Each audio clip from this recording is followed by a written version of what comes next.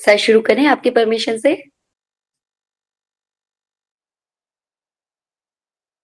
Yes ma'am, start please. सभी को शुभ संध्या। ये मेरा परम सौभाग्य है कि मैं assistant professor doctor Nidhi Shukla आज यूजीसी एमएमटीटीसी एएमयू एवं Vivek college of education Bijnor के सहयोग से NEP orientation and sensitisation programme के माध्यम से आज हमारे सुप्रसिद्ध प्रखर वक्ता विद्वान वक्ता आदरणीय प्रोफेसर श्री साजिद जमाल सर का स्वागत कर रही हूं और उनको परिचय देने का सुअवसर प्राप्त कर रही हूं। उपस्थित विद्वजन प्रोफेसर साजिद जमाल सर ने 9 मई 2015 को अलीगढ़ मुस्लिम विश्वविद्यालय में शिक्षा विभाग में प्रोफेसर के पद को सुशोभित किया और पिछले 23 वर्षों से आपकी 7 पुस्तकें लगभग प्रकाशित हो चुकी हैं और आपके संपादित पुस्तकों में 10 अध्यायों का भी योगदान है। लगातार शिक्षा के क्षेत्र में आप अपने जो विद्यार्थी हैं उनका मार्गदर्शन कर रहे हैं और विभिन्न पत्रिकाओं में 30 शोध पत्र आपके प्रकाशित हो चुके हैं। मुझे यह बताते हुए भी बहुत हर्ष हो रहा है कि आपके साइकोलॉजिकल स्केल पर 5 जो है स्केल आ चुके हैं और विभिन्न राष्ट्रीय अंतरराष्ट्रीय सम्मेलनों और सेमिनारों में लगभग 75 शोध पत्र प्रस्तुत हो चुके हैं और 14 छात्र ऐसे हैं जो आपके माध्यम से डॉक्टरेट थीसिस लिखने के लिए मार्गदर्शन को प्राप्त कर रहे हैं और 200 से भी अधिक शिक्षक प्रशिक्षण कार्यक्रमों में आप रिसोर्स पर्सन रखे हैं। यह हमारा परम सौभाग्य है कि आज हम MANUU हैदराबाद के परीक्षा नियंत्रक और MANNU CTE आसनसोल और भोपाल के प्रिंसिपल के रूप में विभिन्न प्रशासनिक जिम्मेदारियों को सफलता पूर्वक निर्वहन करने वाले ऐसे आदरणीय प्रोफेसर सर का सानिध्य प्राप्त कर रहे हैं, चाहे ऑनलाइन ही क्यों ना हो। आपके शिक्षण क्षेत्र में बहुत रुचि है और ऐसा कौन सा क्षेत्र है जिस पर आपकी महारत ना हो, चाहे विज्ञान का शिक्षण हो, शैक्षिक अनुसंधान हो, मूल्यांकन आंकलन या फिर शिक्षा का दर्शन की बात। आज आपके इसी सानिध्य को प्राप्त कर हम अपने कहते हैं ना जिस तरह विचारों की गंगा में गोते लगाएंगे और पूरी उम्मीद है कि आज का ये सेशन बहुत ही अच्छा रहेगा। आदरणीय सर, मैं आपको बहुत ही आदर और विनय पूर्वक इस सेशन को स्टार्ट करने के लिए, इस व्याख्यान को आरंभ करने के लिए आमंत्रित करती हूँ। नमस्कार सर। Thank you ma'am. बहुत अच्छे से आपने मेरा परिचय दिया। You are so generous ma'am, and I'm highly grateful to you for those kind words that you have used for me. तो मुझे ऐसा नहीं लगता है कि मैं बहुत बड़ा विद्वान हूँ या मैं बहुत बड़ा प्रोफेसर हूँ, बस मैं एक शिक्षक हूँ और ये मेरा सौभाग्य है कि मैं अपने शिक्षक भाई और बहनों के बीच में मुझे अपनी बात कुछ कहने का मौका मिला है। तो एक तो मेरी आप सबसे जो विनम्र मेरा जो निवेदन है, please be interactive, be participative और बीच बीच में मैं आपसे क्वेश्चंस पूछूंगा या कुछ इंस्ट्रक्शंस दूंगा करने का, तो आप करते रहिएगा और एज फार एज पॉसिबल मेरे साथ इस कांटेक्ट को बनाए रखिए, जुड़े रहिए। सो 5:38 हो रहा है। जो टॉपिक मुझे दिया गया है, holistic and multi disciplinary education as envisaged in NEP 2020, यानी राष्ट्रीय शिक्षा नीति 2020 में जो बहुत बार बार जिक्र जिस चीज का आया है, काफी जोर जिस पे हो रहा है, होलिस्टिक और मल्टी डिसिप्लिनरी एजुकेशन, तो वो क्या है और हम उससे क्या समझते हैं। एक शिक्षक के लिए, शिक्षक के तौर पर हमें उसमें क्या अपना योगदान देना चाहिए, या ये जो होलिस्टिक और मल्टी डिसिप्लिनरी एजुकेशन है ये क्या रिक्वायर करती है, क्या डिमांड करती है हमसे। तो कुछ इस तरह की बातें हैं। तो कुल मिलाकर के मेरे प्रेजेंटेशन में 12 स्लाइड्स हैं and I am quite sure कि every slide will take 5 to 6 minutes. So finally I'll be able to finish by 6:40 or 6:45. तो फिर उसके बाद का जो 15 मिनट बचेगा कोशिश करेंगे कि उसको फिर यूटिलाइज करें हम डिस्कशन के लिए, या अगर आपके कुछ प्रश्न हैं तो उसके उत्तर दूं, या अगर आपके प्रश्न नहीं है, आप कुछ शेयर करना चाहते हैं तो definitely you can do that. So let's start my friends. Holistic and multi disciplinary education. तो होलिस्टिक एजुकेशन क्या है, आप क्या समझते हैं इससे, आपकी क्या राय है? चूंकि आप सभी शिक्षक हैं तो इस वजह से मैं चाहता हूं आपकी राय लेना। So please speak, please respond my friends.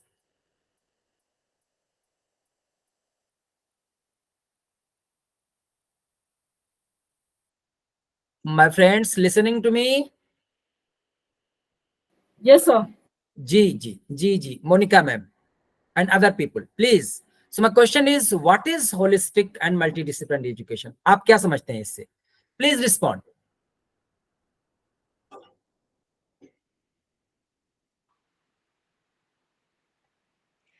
Sir, may I say something? Sure, Seema ma'am, please. जी सर, होलिस्टिक का मेन जहाँ तक कहने का मतलब है कि क्या है ये होलिस्टिक एजुकेशन। तो ये मल्टी डिसिप्लिनरी इसलिए है कि बच्चों के अंदर बहुत सारी खूबियां होती हैं, तो उन सारी खूबियों को हमें शिक्षा के माध्यम से डेवलप करना है, यानी all over development of a personality.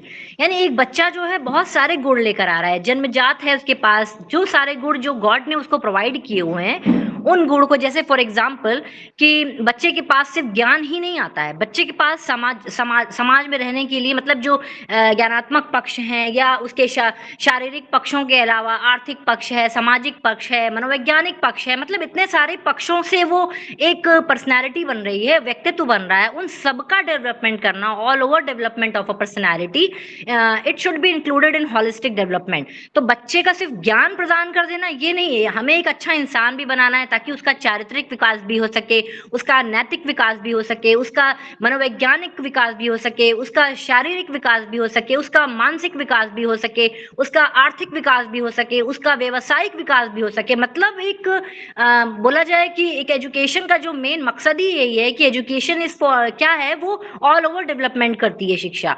तो बेसिकली यहाँ पर एनईपी लाने का मकसद ही यही है कि बच्चों के अंदर हम कुछ ऐसे ऐसे गुण डाल दें कि सिर्फ ज्ञान ही ना दिया जाए, वो ऐसा इंसान बन जाए कि वो अपने समाज के लिए भी अच्छा कर सके, अपनी आर्थिक जो उसकी जरूरतें हैं, व्यवसायिक जो कौशल है, उसके थ्रू वो अपनी अर्निंग भी कर सके, अच्छा इंसान भी बन सके। That's all. Thank you sir. Right. Seema ma'am क्या पढ़ाती हैं आप?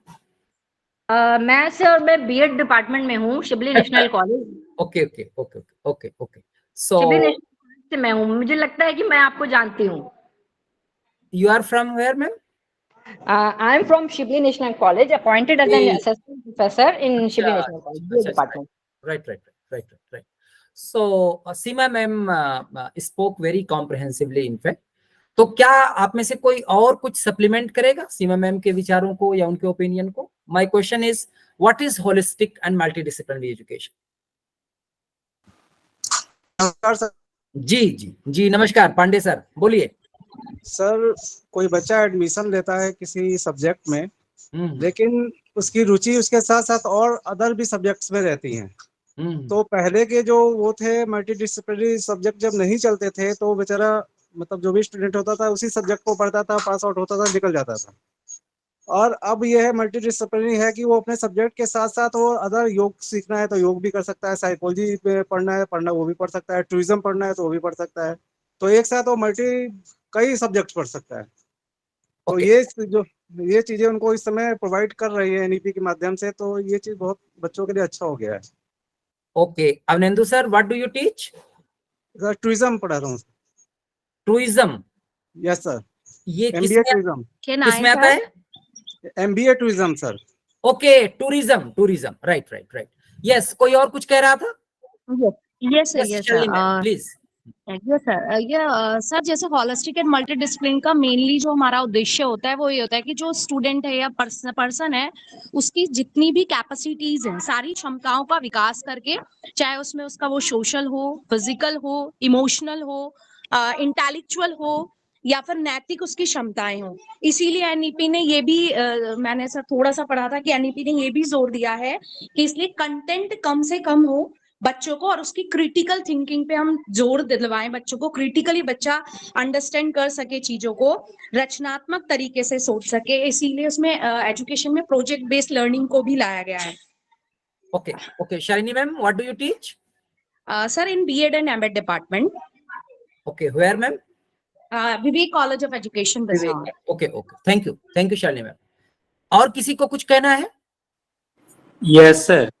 जी, डॉक्टर राव साहब, डॉक्टर राजीव भी कुछ कहना चाह रहे थे, तो पहले डॉक्टर राव साहब आप कह लीजिए, फिर डॉक्टर राजीव आप कहिए। Hello sir. Ji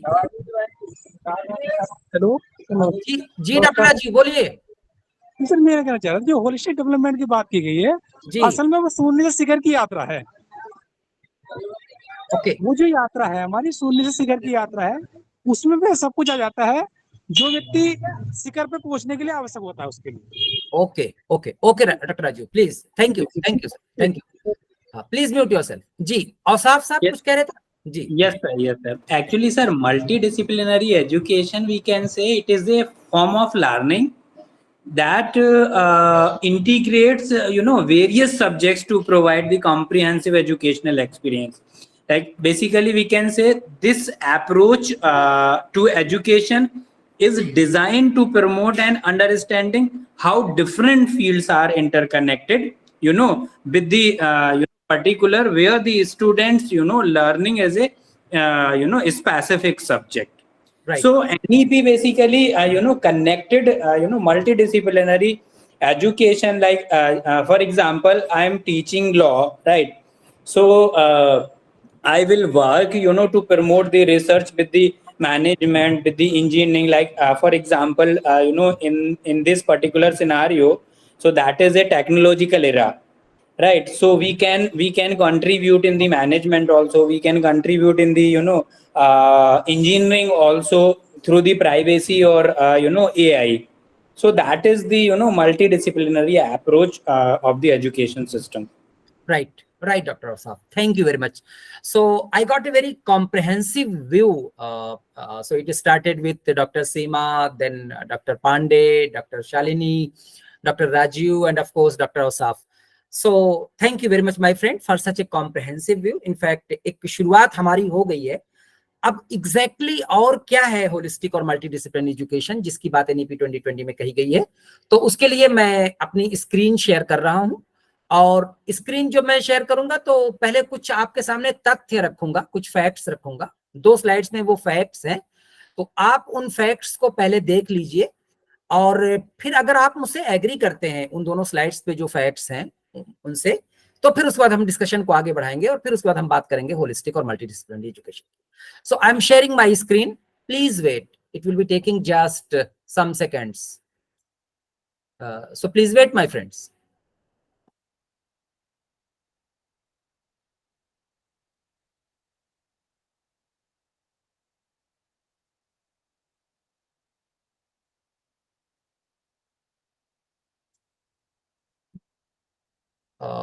So I'm sharing my screen.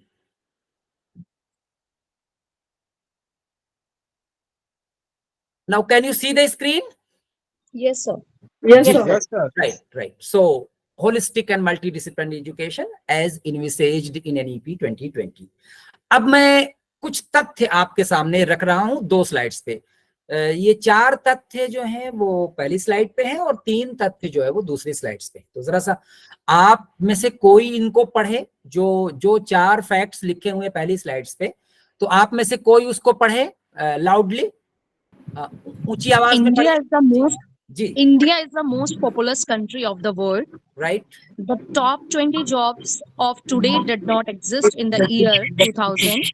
Our youth population is the most important resource. Right. In the 21st century, learning does not stop with the school bag. Right. Who are you, ma'am?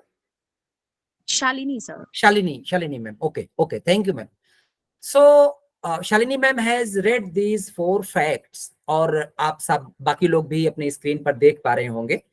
तो आप क्या मुझसे agree करते हैं कि ये जो चारों तथ्य मैंने लिखे हैं स्क्रीन पे वो क्या सही है?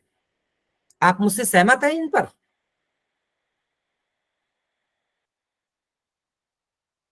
My friends, please respond.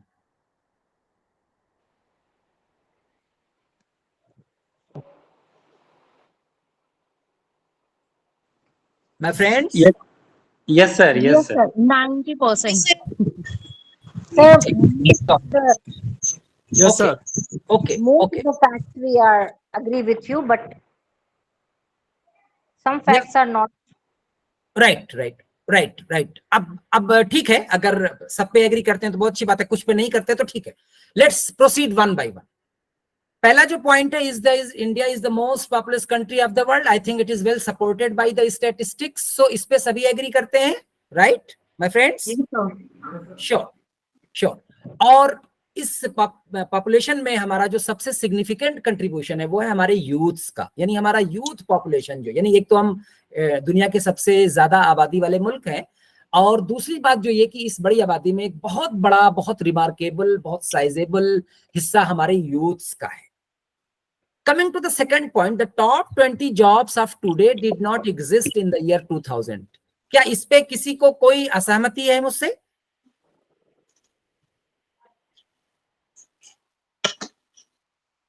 क्या इस पे एग्री करते हैं मुझसे माय फ्रेंड्स? Sir, agreed.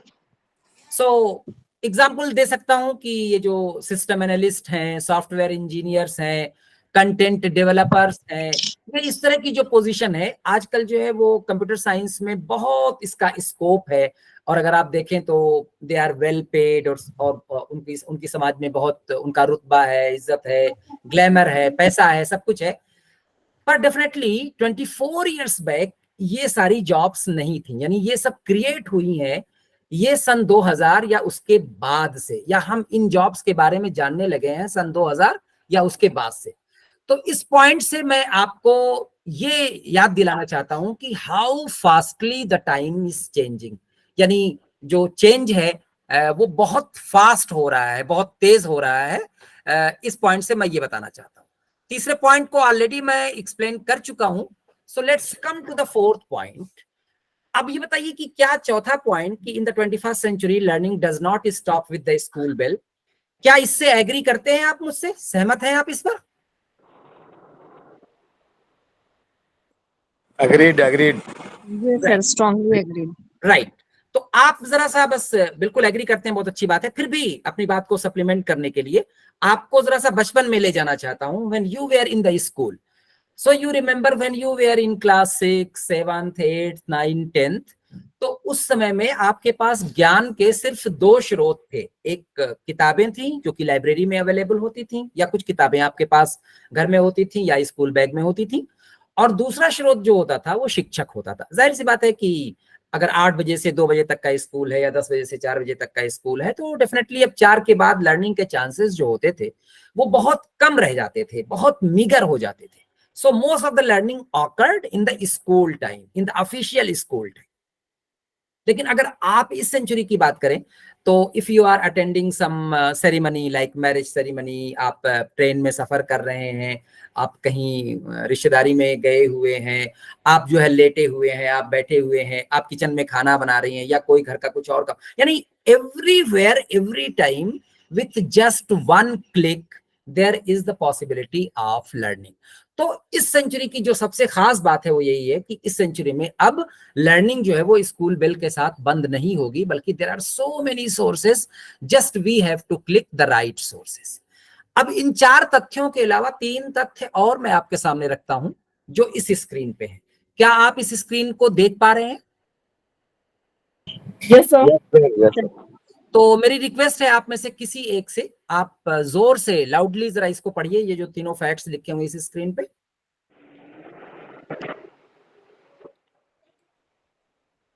जी, कोई एक पढ़िए आप में से।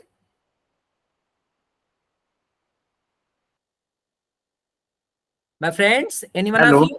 जी Yes, जी sir. बोलिए, जी पढ़िए, जी पढ़िए। Sir, first one is we are facing the 4th industrial revolution. Right. And 1.1 revolution occurred in 1764 with the invention of steam engine. First revolution, first revolution. हाँ, first. Ji. Second revolution occurred in 1870 with the invention of electrical. Third revolution occurred in 1969 with the invention of computers. Fourth revolution is related to artificial intelligence. Second point is we are living in the era of stress, anxiety, depression, and value crisis. Third one is our student and their parents have many expectations. Right. Who are you, sir? Dr. Ausaf Ahmed Malik. Ausaf sir, okay, thank you my friend. So फिर ये तीन facts एक एक करके आपके सामने explain करता हूं कि at this juncture of time we are facing the fourth industrial revolution. So if you go through the human history, you will find that the first industrial revolution occurred in the year 1764 when the human beings invented steam engine. तो steam engine की जब discovery हुई तो उससे क्या हुआ कि पहले हमारी जो डिपेंडेंस थी ह्यूमन लेबर पे या एनिमल्स पे, तो जाहिर सी बात है कि वो डिपेंडेंस कम होती गई, और जाहिर सी बात है कि जब हमने इंजन का इस्तेमाल करना शुरू किया तो हमारा प्रोडक्शन बहुत तेज बढ़ गया, उसकी पैकिंग के करने के तरीके बदल गए, उसको एक जगह से दूसरी जगह ले जाने के तरीके बदल गए। I mean it revolutionised our life. ठीक उसके तकरीबन 100 सालों के बाद दूसरा इंडस्ट्रियल रिवोल्यूशन हुआ जब इंसानों ने इलेक्ट्रिकल एनर्जी को डिस्कवर किया।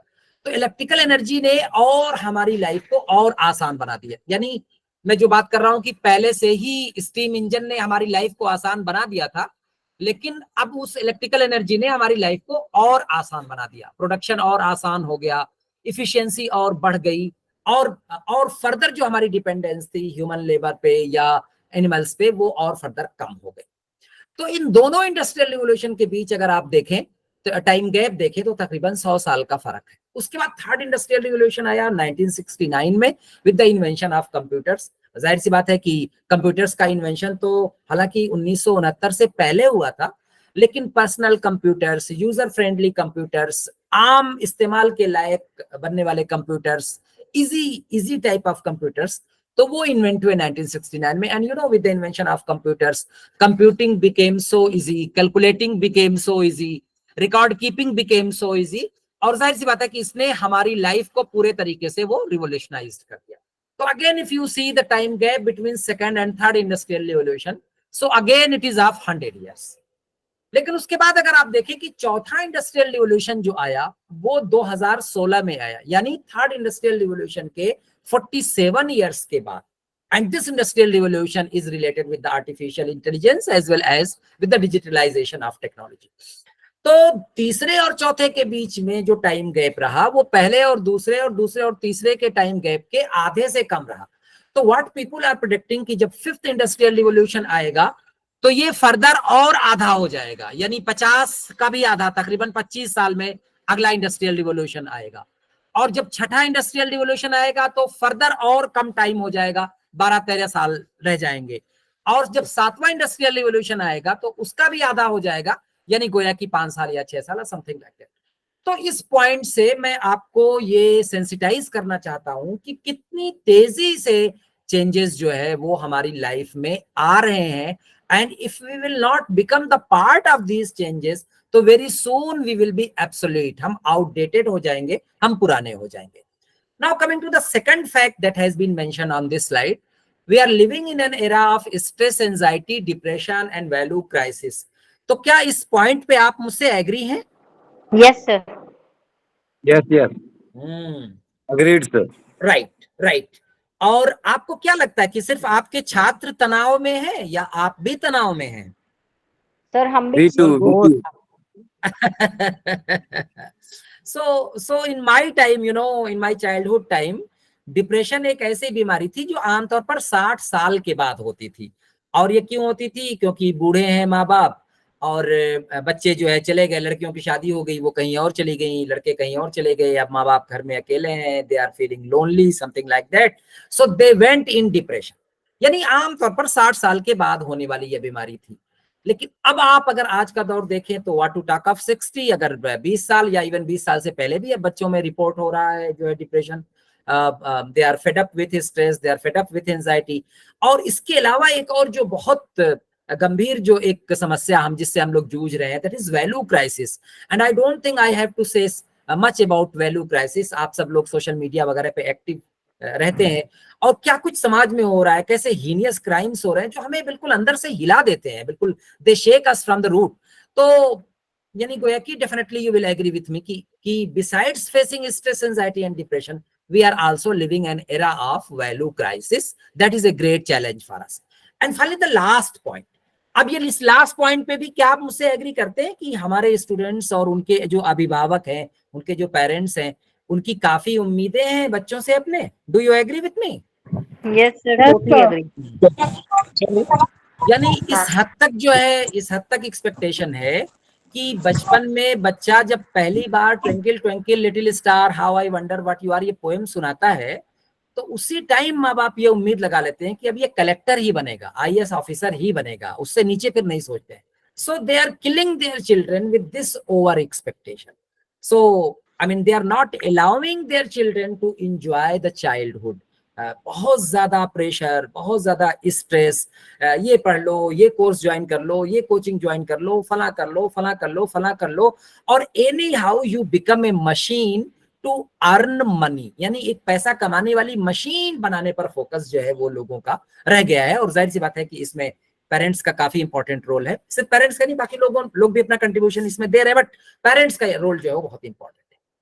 अब ये सातों तथ्य मैंने आपके सामने इसलिए रखा था कि मैं आपको ये एहसास दिला सकूं कि किस एज में, किस दौर में हम लोग रह रहे हैं. तो अगर इस स्ट्रेस के दौर में, इस एंजाइटी के दौर में, इस वैल्यू क्राइसिस के दौर में, इस ओवर एक्सपेक्टेशन के दौर में, इतनी तेजी से चेंज होने वाले दौर में अगर हम अपनी ट्रेडिशनल एजुकेशन सिस्टम को फॉलो करते हुए आगे बढ़ेंगे तो definitely will be facing lot of challenges. तो उन चैलेंजेस को हम कैसे जो है वो फेस कर पाएं, और हम कैसे अपने स्टूडेंट्स को इक्विप करें कि दे में फेस दोस चैलेंजेस, तो इसके लिए हमें एक पैराडाइम शिफ्ट की जरूरत है. We should shift from traditional education system to such an education system which is truly holistic in nature as well as multidisciplinary in nature.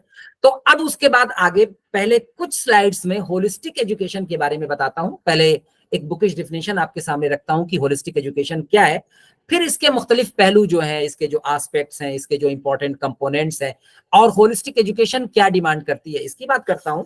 और फिर उसके बाद आते हैं मल्टीडिसिप्लिनरी एजुकेशन को पहले डिफाइन करता हूं, और फिर उसके बाद मल्टीडिसिप्लिनरी एजुकेशन हमसे क्या मांगती है, क्या डिमांड करती है, तो उसकी बातें करता हूं. तो सबसे पहले व्हाट इज होलिस्टिक एजुकेशन, तो इसके लिए एक बुकिश डिफिनेशन मैंने स्क्रीन पे रखी है. मेरी आपसे रिक्वेस्ट है आप में से कोई भी एक लाउडली इस डिफिनेशन को पढ़े. So any one of you, please read the slide.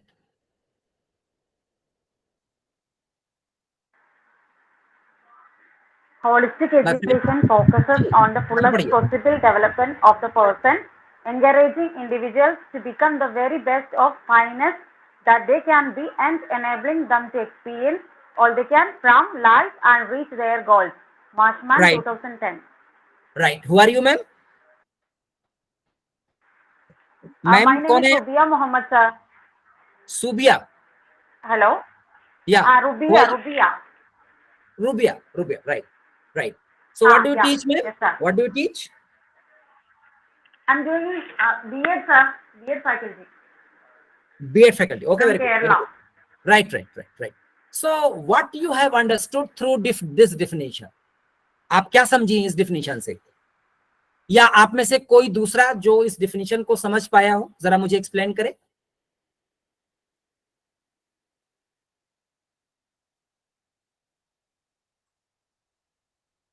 My friend, any one of you, can you please explain this definition? No? देखिए, होलिस्टिक एजुकेशन दो बातों पर फोकस करती है. एक तो ये कि किसी भी इंडिविजुअल का फुलेस्ट पॉसिबल डेवलपमेंट हो सके. अब फुलेस्ट पॉसिबल डेवलपमेंट से पहले एक बात जिस पर मैं आपकी राय लेना चाहूंगा कि इस दुनिया में जो भी इंसान आया है उसके अंदर कोई ना कोई टैलेंट, नेचुरल पोटेंशियल है. क्या आप इससे सहमत हैं मुझसे? Yes, sir. Right. जी sir. Right. So the only problematic aspect is that we are unable to identify, we are unable to recognize that natural talent, you know. तो तालीम का या शिक्षा का जो काम है कि वो उस पोटेंशियल को रिकॉग्नाइज करे, आइडेंटिफाई करे, और उसको खूब ग्रूम करे, उसको खूब आगे बढ़ाए, फुलेस्ट लेवल तक लेके जाए. तो हम ऐसा इसलिए नहीं कर पाते हैं क्योंकि हम आइडेंटिफाई ही नहीं कर पाते हैं. तो पहला काम जो होलिस्टिक एजुकेशन का है कि वो नेचुरल टैलेंट जो स्टूडेंट के अंदर पहले से मौजूद है उसको पहचान कर उसमें खूब आगे तक निखार जो है वो पैदा करे. This is one thing. Second, वो अपने उस फील्ड में फाइनेस्ट बने, बेस्ट बने, और उसने अपनी लाइफ के लिए जो गोल तय किया है, जो उद्देश्य निर्धारित किया है, वो उन उद्देश्यों तक पहुंच पाए। और जब मैं उद्देश्यों की बात कर रहा हूं तो यहाँ पर उद्देश्यों का बिल्कुल मतलब सिर्फ ये नहीं कि वो आर्थिक उद्देश्य, यानी गोया कि सिर्फ पैसा कमाए, यानी और भी उद्देश्य उसके हो सकते हैं। तो वट एवर द गोल्स ही और she has decided, holistic education definitely will help him or her to attain those goals. तो ये है होलिस्टिक एजुकेशन। अब जाहिर सी बात है कि इतना बड़ा काम की फुलेस्ट पॉसिबल डेवलपमेंट करे, एज वेल एज लोगों की हेल्प करे उनके गोल्स तक पहुंचने के लिए, तो ये एक बहुत बड़ी शिक्षा है, बहुत वाइड शिक्षा है, बहुत ही विस्तारित शिक्षा है। इसके बहुत सारे एस्पेक्ट हैं। अब वो कौन से एस्पेक्ट हैं आप इस स्क्रीन पर देखिए। क्या आप देख पा रहे हैं इसको? Yes, sir. Yes. राइट। कितने एस्पेक्ट आपको दिख रहे हैं होलिस्टिक एजुकेशन के? 5. 5। आप में से कोई पढ़िए कौन कौन से हैं वो 5?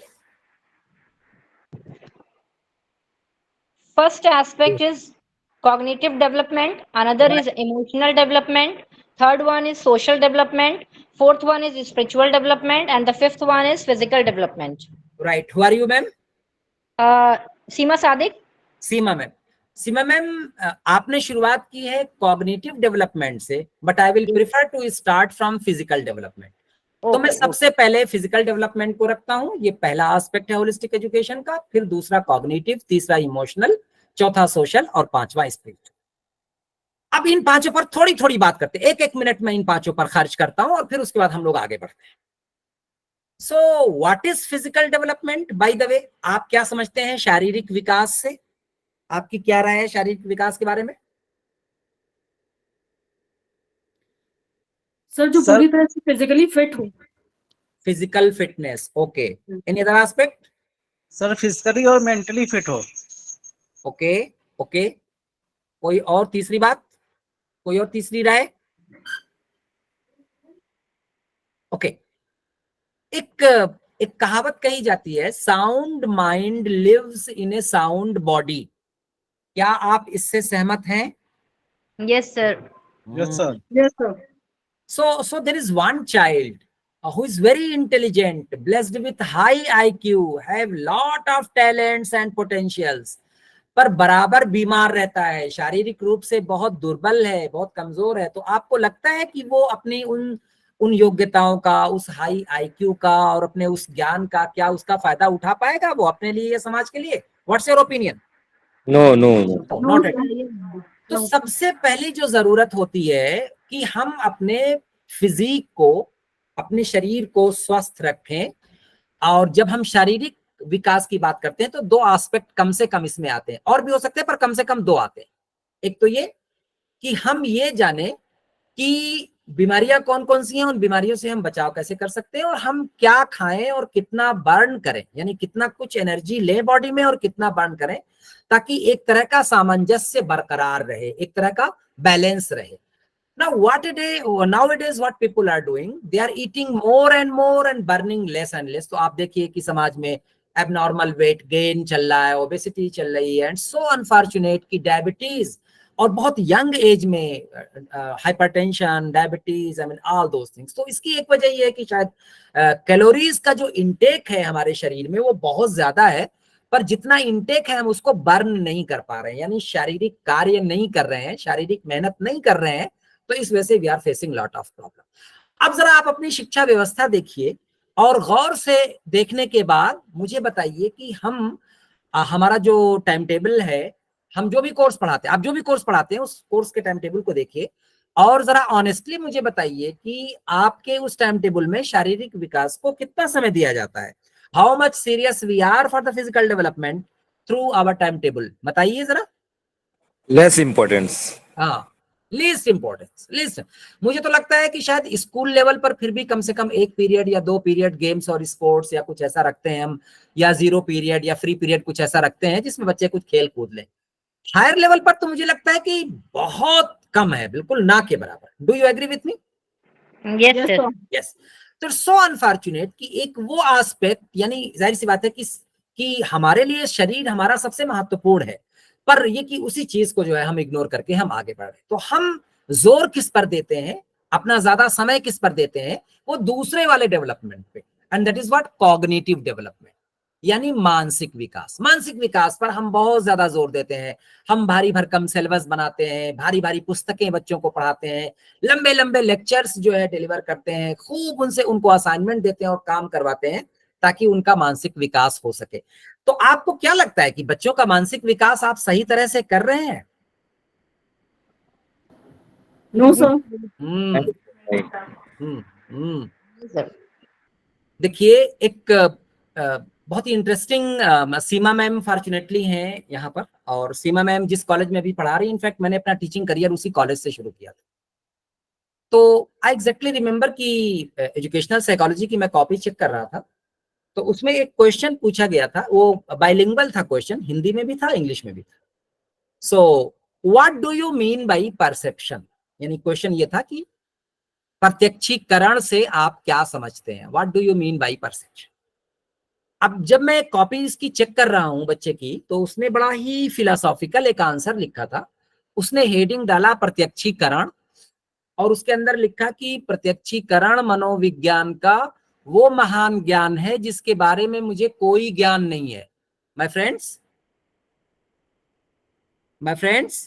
जी सर। Yes sir. तो दार्शनिक प्रवृत्ति का था बच्चा, आप मानते हैं इस बात को कि नहीं? जी सर बिल्कुल।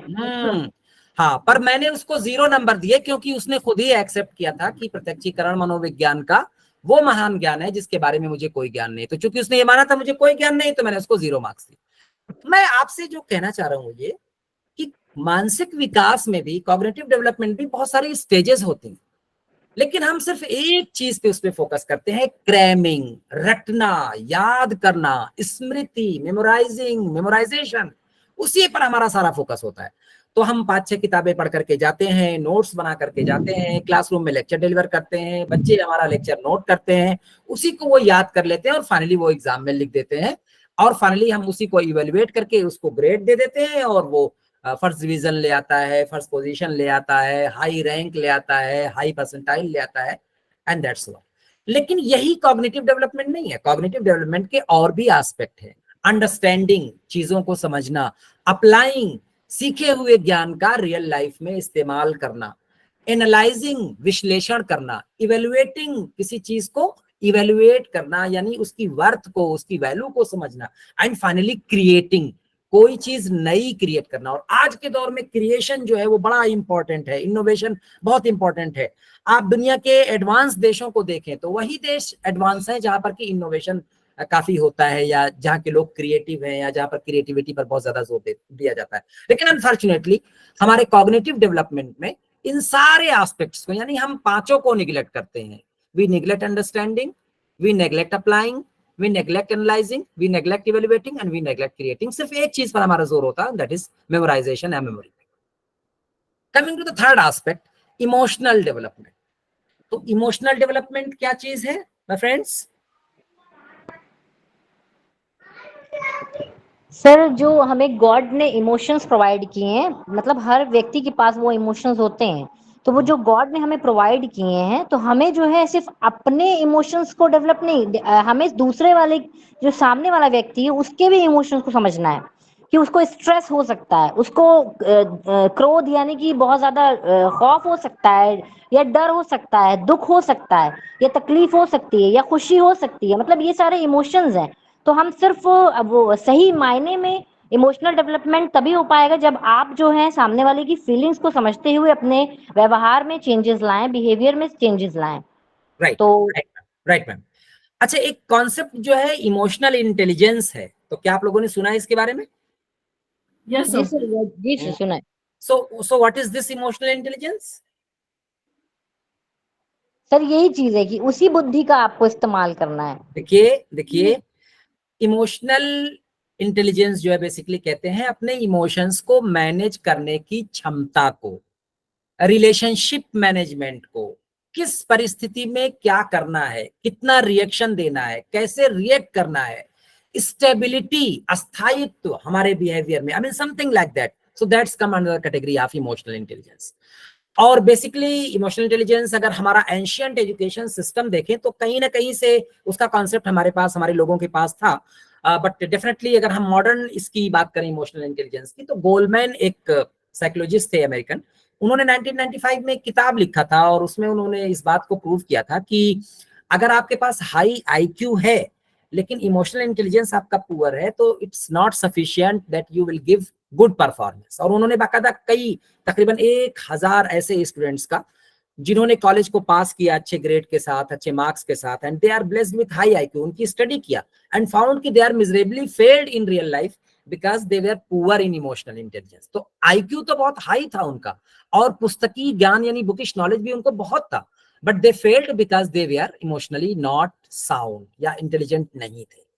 तो यहां से ये कॉन्सेप्ट निकल करके आया कि अगर आज के दौर में आईक्यू आपका कम भी है, औसत है या इवन बिलो एवरेज है, बट इमोशनल इंटेलिजेंस आपके अंदर ज्यादा है, तो इट इज एक्सपेक्टेड कि you will perform better, you will perform well. और दूसरी बात जो ये है कि आईक्यू जो है वो that can not be improved, लेकिन emotional intelligence can be improved by following some particular ways. और ये योगा है या मेडिटेशन है या और इस तरह की बहुत सारी चीजें हैं जिनको अगर आप सिस्टमेटिकली फॉलो करें, एक सिस्टम के तहत कुछ दिनों तक प्रैक्टिस करें, तो definitely your emotional intelligence might be improved. So emotional development is the third development of ourselves that is very important, and it is the third important aspect of holistic education.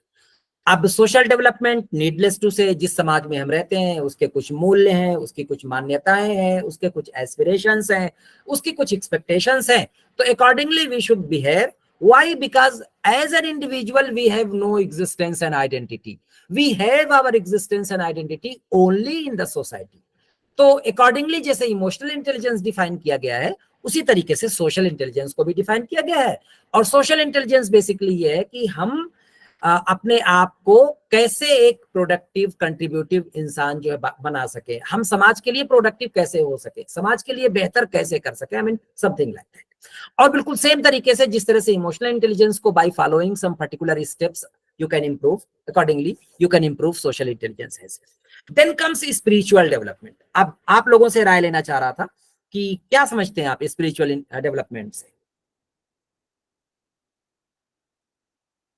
आध्यात्मिक विकास. जी जी sir, संस्कारित बनाना बच्चे को. संस्कारिक बनाना. कोई और कुछ कहे इसमें? Sir, I think transformation of personality is Transformation of personality. Okay, okay. Any third opinion? Sir ये रिलीजियस फैक्टर्स है उनको इम्प्रूवमेंट के मतलब रिलीजन से जोड़ देता है ये कि एक अच्छा आप अगर अपने धर्म को मानते हुए, जैसे अधार्मिक होने को नहीं कहा जा रहा है, धर्म अत्यधिक धार्मिक भी नहीं होना है कि अंधविश्वास की तरफ आप चले जाएं. आप जो है अपने धर्म की जो अच्छाई हैं उनके हिसाब से आप अपना डेवलपमेंट करिए. आप ऐसे इंसान बनिए, एक अच्छे इंसान बनिए ताकि वो आप समाज के लिए भी कुछ आप कंट्रीब्यूशन कर सकें. तो एक तरह से रिलेटेड टू द रिलीजन एक तरह से. देखिए जो जानवर हैं और इंसान हैं उसमें बहुत सारी समानताएं हैं ma'am. Do you agree with me? जी सर, जी सर. पर्टिकुलरली हंगर, थर्स्ट और बहुत सारी जो शारीरिक आवश्यकताएं हैं तो तकरीबन हमारी और उनकी सेम है. और एनिमल इंस्टिंक्ट बहुत सारे हमारे अंदर होते हैं. So what's the difference between us and animals? कहीं ना कहीं से हमारे जीवन का एक उद्देश्य है. हमको जो पैदा किया गया है वो किसी उद्देश्य के तहत किया गया. I mean it's not simply eat, drink and be merry, बल्कि how I can be productive, how I can be a good human being. इंसान जिसके अंदर इतनी योग्यताएं हैं, इतनी क्षमताएं हैं, अगर वो उनका पॉजिटिव इस्तेमाल करे तो क्या कुछ कर सकता है. और जब निगेटिव इस्तेमाल कर सकता है तो फिर वो किस तरह के बुरे काम करता है समाज में आप बिल्कुल देख सकती हैं. मुझे कहने की जरूरत नहीं है. सो somehow you know spiritual development means आपके जीवन को कोई एक उद्देश्य देना, आपको एहसास दिलाना कि for what you have been born and how you can be a productive and contributive person. तो इन ए नटशेल अगर मैं कहूं कि these are the 5 important aspects of holistic education. I started with physical development, then I came to cognitive development, then I came to emotional development, then I came to social development, and finally I developed spiritual development. And psychologists nowadays have defined spiritual intelligence as well. And it is reported that emotional, social, and spiritual intelligence, they contribute a lot so far as your achievement is concerned, so far as your productivity is concerned. अब इतनी बात करने के बाद next slide पे आते हैं और सारांश में बात करते हैं कि what are the important components of holistic education. So there might be so many, of course if you will go through the literature या पुस्तकें आप पढ़ेंगे या इंटरनेट सोर्सेज को देखेंगे तो आप पाएंगे बहुत सारे कंपोनेंट्स हैं. लेकिन चूंकि ये एक डाइवर्स ग्रुप है तो for the sake of clarity in my presentation I have just identified 5 important components of holistic education जिनका जिक्र इस स्लाइड में किया गया है. तो I would like to request anyone of you to please read the slide. So first is focusing on conceptual understanding. Second is Right. providing life experience. Third is personalized method of teaching. Fourth is giving proper weightage to art, sports, and music. And Right. fifth is holistic assessment.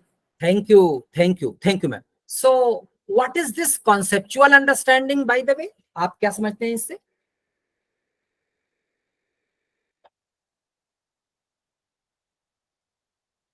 My friends, sir बच्चों में development करना है अगर, तो आपको सबसे पहले concept को ही क्लियर करना होगा, तभी वो अंडरस्टैंडिंग उनकी जनरेट हो सकती है, तभी वो रिफ्लेक्टिव लेवल तक हाई थिंकिंग कर सकते हैं. देखिए अगर वो मेमोराइज कराना हर चीजों को, ये एक देखिए इम्पोर्टेंट आप फैक्ट. जो भी बुकिश नॉलेज देते हैं, जो फार्मूला सिखाते हैं, जो थियरी बताते हैं, जो कुछ भी ज्ञान देते हैं, उसका एक उद्देश्य ये होता है कि लोग जब कॉलेज और यूनिवर्सिटी छोड़ करके रियल लाइफ में जाएं, प्रैक्टिकल लाइफ में जाएं, तो उस ज्ञान का इस्तेमाल कर सकें, उस ज्ञान को अप्लाई कर सकें. तो आपको लगता है कि बिना उस ज्ञान को अच्छे तरीके से समझे हुए वो इस लायक बन जाएंगे कि वो उसका प्रयोग कर सकें रियल लाइफ में? बताइए. नहीं सर, नहीं हुआ है तब तक नहीं. अगर सिर्फ याद रहेगा तो definitely they will not be able to apply तभी कर पाएंगे जब वो समझेंगे. I am giving you a very good example. जब मैं आजमगढ़ में शिबली कॉलेज में था तो कहीं किसी जगह से मुझे एग्जामिनेशन के लिए कॉल किया गया एज एन एग्जामिनर, और जो कॉलेज था वो एक रूरलाइज्ड एरिया में था, बहुत ही रिमोट एरिया था. और at that time I mean सड़कें वगैरह भी बहुत अच्छी नहीं थी और बिजली नहीं थी, बहुत ही रूरल एरिया था. तो देयर आई वेंट, और एक बीएड कॉलेज था बेसिकली, और सारे टीचर्स थे उसमें, और all of them were of science teaching, science के सारे टीचर्स थे. तो मैंने उन सारे से, यानी गोया कि वो बीएड पास करने के बाद नेचुरली वो साइंस के टीचर बनने जा रहे थे, तो मैंने उन सब से एक क्वेश्चन है, I think they would have been around 27-28, इस तरह की तादाद थी. तो मैंने सबसे एक क्वेश्चन पूछा कि देखो तुम्हारे गांव में मान लो कि एक बड़ा हाथी आ गया और तुम्हारे इस गांव में जो है वेइंग मशीन नहीं है, और हाथी का तुमको वजन करना है, हाथी का वेट मालूम करना है, तो what will you do? Please believe me, strange answers come, एक से एक जवाब आए. और मजे की बात तो ये है कि एक जवाब ये भी आया कि हाथी को पार्ट्स में कर देंगे, टुकड़ों में कर देंगे और तौल लेंगे. आई mean such type of stage. तो सबसे मैंने फिर दूसरा क्वेश्चन पूछा कि आर्किमिडीज का सिद्धांत बताइए, आर्किमिडीज प्रिंसिपल बताइए. तो आप लोगों ने भी पढ़ा होगा कि कोई भी बॉडी पानी में जब डुबाई जाती है तो वो उतना ही पानी निकालती है जितना उसका वजन होता है. यही है ना आर्किमिडीज प्रिंसिपल? आप लोगों ने पढ़ा है ना इसको? जी सर. राइट. तो मजे की बात यह है कि सारे स्टूडेंट्स को आर्किमिडीज प्रिंसिपल याद था, पर जब मैंने ये पूछा कि हाथी का वजन कैसे करें तो कोई नहीं बता पाया. सिर्फ एक लड़का लास्ट में आया और ही आंसर्ड वेरी क्लेवरली. उसने कहा सर अगर वेइंग मशीन नहीं है तो कोई बात नहीं, ऐसा है कि मेरे गांव में एक बहुत बड़ा तालाब है, पानी है उसमें, तो मैं ऐसा करूंगा कि किसी टोकरी में 20 किलो 40 किलो 50 किलो के आसपास मिट्टी भरूंगा, जिसके बारे में मैं एसेस कर सकूं, अंदाज लगा सकूं कि कितना वजन इस टोकरी में आ सकता है. तो वो मिट्टी ले जा करके मैं तालाब में उलट दूंगा, खाली कर दूंगा तालाब में, तो जब वो 40 किलो 50 किलो या जितनी भी मिट्टी है जब मैं पानी में डालूंगा तो क्या होगा कि पानी की सतह थोड़ी सी ऊपर आएगी और मैं उसको मेजर कर लूंगा। मान लीजिए ये आधी मिलीमीटर ऊपर आई, 1 मिलीमीटर ऊपर आई, 1 सेंटीमीटर ऊपर आई, 1 इंच ऊपर आई, आधी इंच ऊपर आई, मैं उसको नोट कर लूंगा। और फिर उसके बाद मैं हाथी को पानी में घुसाऊंगा। तो जब मैं हाथी को पानी में घुसाऊंगा तो चूंकि हाथी बहुत भारी है तो पानी की सतह क्या होगी, बहुत ऊपर तक आएगी। It will come might be in 80 centimetres या 20 इंच आ जाए या 30 इंच आ जाए, समथिंग लाइक दैट। तो फिर वो कितना पानी की सतह ऊपर आई मैं उसको नाप लूंगा और फिर उसके बाद मैं कैलिब्रेट कर लूंगा कि 40 किलो मिट्टी डालने पे ये पानी की सतह ऊपर आती है आधे इंच या 1 सेंटीमीटर। तो अब अगर 80 सेंटीमीटर ऊपर आ गई या 40 सेंटीमीटर ऊपर आ गई या 25 सेंटीमीटर ऊपर आ गई तो इसका मतलब कि हाथी का एक अंदाजन जो वेट है वो इतना हो सकता है।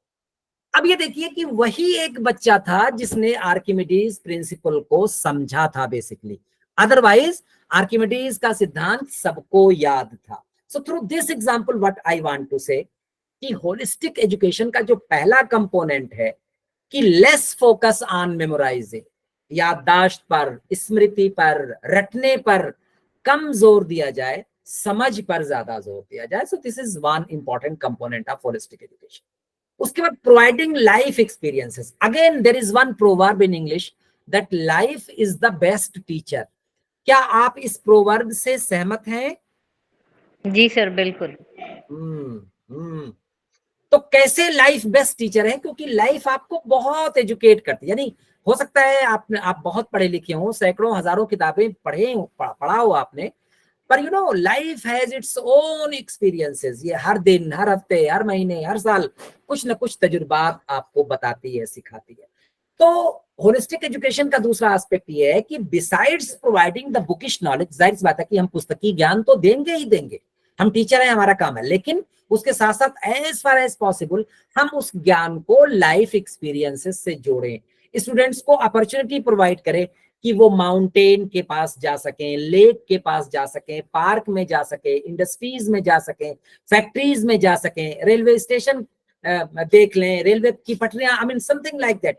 तो जितनी ज्यादा से ज्यादा हम उनको लाइफ एक्सपीरियंसेस प्रोवाइड करेंगे, जो पुस्तकीय ज्ञान हम प्रोवाइड करते हैं वो उतना ही पुख्ता, उतना ही मजबूत जो है वो होता चला जाएगा, उनकी क्लैरिटी उतनी ही क्लियर होती चली जाएगी।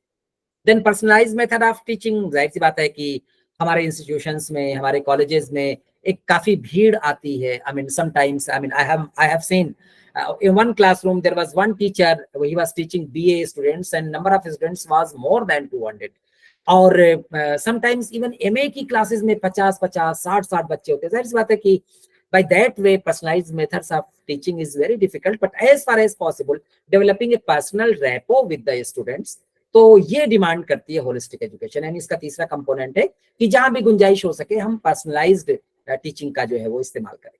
Then giving proper weightage to arts, sports and music. तो आप लोगों की राय में क्या आर्ट्स, स्पोर्ट्स और म्यूजिक इंपॉर्टेंट है? Yes sir. बिल्कुल। How आर्ट्स क्यों इंपॉर्टेंट है? सर थ्रू द आर्ट बच्चों के मन में जो पिक्चर्स बनती है वो ज्यादा लंबे समय तक मतलब ठहर जाती है सर। ओके, और कोई? सर जैसे कहा जाता है कि टीचिंग इज एन आर्ट, अगर इसको हम एक्सप्लेन करें तो ये बातें ये क्लियर कर रहा है कि अगर आर्टिस्टिक आपके अंदर क्वालिटी है तो आप छोटी से छोटी बात को इस तरीके से कहेंगे, आप प्रेजेंटेशन इस तरीके से करेंगे कि वो साइंटिफिक वे में भी होगी, बट आप प्रेजेंट करने का तरीका आपका जो है वो चेंज हो जाएगा। तो आर्ट्स जो है वो आपको खूबसूरती बताता है कि किस तरीके से आप अपने लाइफ को जिए, साइंटिफिक वे में भी जिए और आर्टिस्टिक होने के साथ साथ। ओके तो okay ma'am, what about sports and music? इनकी क्या अहमियत है? इनका क्या महत्व है? What's your opinion? Sports important है?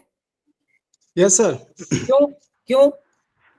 यस सर सर, फोकस करने में सहायक होता है ना सर। राइट। और म्यूजिक से कंसंट्रेट करता है, एकाग्र करता है आदमी के मन को। Very good my friend. अब एक बार फिर से इन तीनों को आपके सामने रखता हूं। कहते हैं जो आर्ट्स होती है ये हमारे अंदर की फीलिंग को, हमारे एहसासात को, हमारी भावनाओं को, हमारे जज्बात को एक्सप्रेस करने का बेस्ट तरीका होता है। तो we express through arts our feelings, you know. तो आप देखिए कि जितने बड़े बड़े एजुकेशनिस्ट वगैरह रहे हैं वो बहुत बड़े बड़े आर्टिस्ट भी थे, यानी वो इतने क्रिएटिव थे। क्रिएटिविटी को पहचानने के जो बुनियादी तरीके हैं, उन बुनियादी तरीकों में ये है कि आप उस बच्चे की पेंटिंग को देखें, उसकी ड्राइंग को देखें, उसके आर्ट्स को देखें, accordingly you will be able to assess whether the child is creative और नॉट। सिमिलरली मैंने अभी शारीरिक विकास की बात की थी, जाहिर सी बात है कि स्पोर्ट्स की जो सबसे बड़ी खूबी है कि it ensures our proper physical development. 30 minute का, 40 मिनट का या आधे घंटे का या 1 घंटे का अगर रहे तो जाहिर सी बात है पूरे शरीर को वो एनर्जाइज करता है। दूसरी बात की जब स्पोर्ट्स होता है तो टीमें बनती हैं, टीम भावना के साथ लोग खेलते हैं और सिर्फ जीतने की नियत से नहीं खेलते हैं बल्कि हार को भी एक्सेप्ट करते हैं। तो स्पोर्ट्स की ब्यूटी ये है कि स्पोर्ट्स हमें ये सिखाते हैं कि अगर तुम हार गए हो तो हार को एक्सेप्ट करो और ये मानो कि सामने वाली टीम ने तुमसे अच्छा खेला, इस वजह से जीते, लेकिन तुम्हारे अंदर ये कमियां थी, इन कमियों को दूर कर दो तो next match you will win.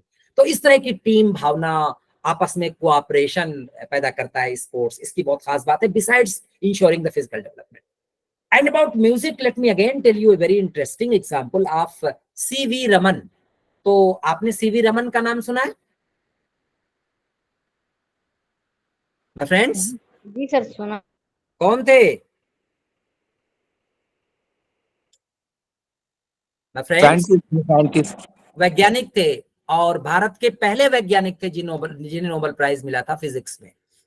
और एक फेमस उनकी जो खोज है रमन इफेक्ट, जिसको हम कहते हैं, रमन इफेक्ट के लिए उनको जो है वो नोबेल प्राइज मिला था। तो एक किताब में मैं पढ़ रहा था, उनके किसी साथी ने उस घटना को रिपोर्ट किया था उस किताब में कि when doctor Raman was just deriving the theory, तो उसके बहुत सारे पहलू थे थियरी के और कंसंट्रेट होकर के वो काम कर रहे थे।